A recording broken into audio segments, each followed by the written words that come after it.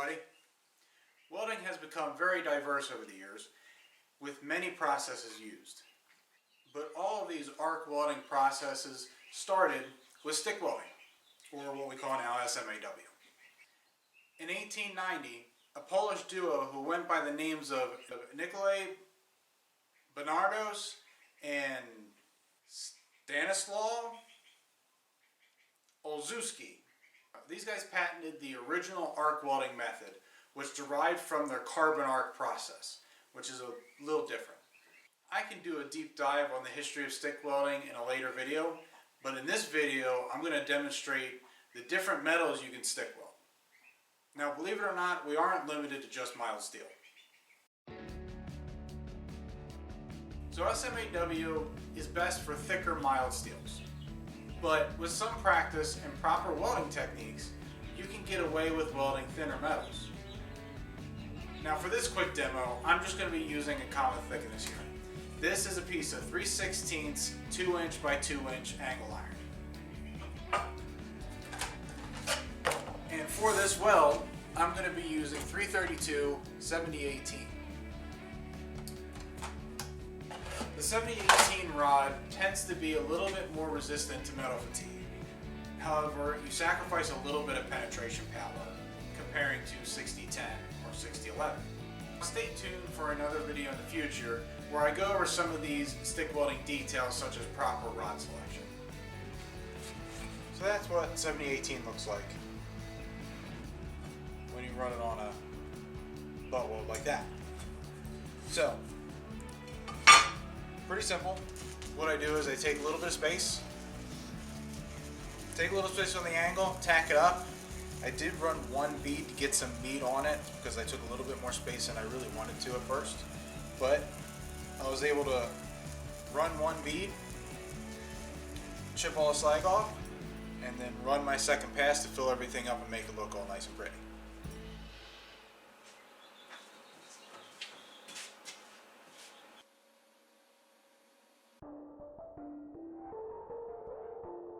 Now another metal you can weld is stainless steel. It welds kind of similar to mild steel, but stainless is a little bit more sensitive to discontinuities and defects. Now I have here some pieces of exhaust tubing. This wall thickness is 0.052, so it's a little less than a 1/16 of an inch.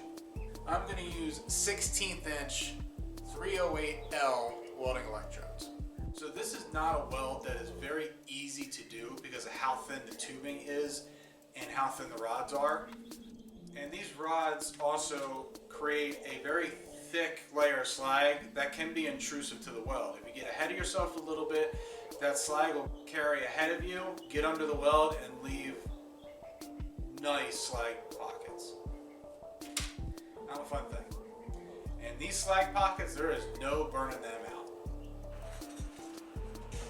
So that's welding stainless steel with stick welding electrodes. So I'm running about 30 to 35 amps, very, very small amount. You have to run pretty quick, and you have to run at an uphill angle because of the way the slag is. And you hear that popping, you hear the tinging after I'm done welding.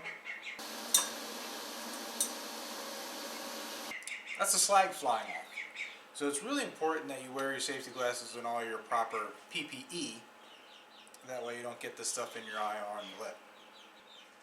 That's the basics of it. That takes a lot of practice to do. It took me a long time before I was able to do that. Did you know they make aluminum welding electrodes? I have some. Most people don't. This is an ALUM 43 rod.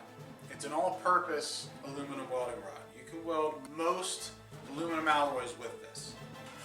Now these rods are very soft and are used up very quickly. Also, the slag off of this rod is so thick, it makes it extremely difficult to see the weld puddle. So stick welding aluminum may not be the most recommended method, but in a pinch, it works just fine. So that's my aluminum weld there. This is not an easy thing to do. You can see how bad I was struggling.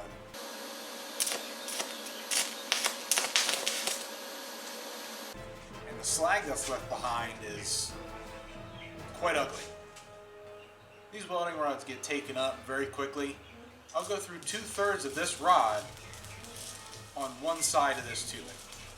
But this is not a fun thing to do, so I really don't like to do it. But it's doable.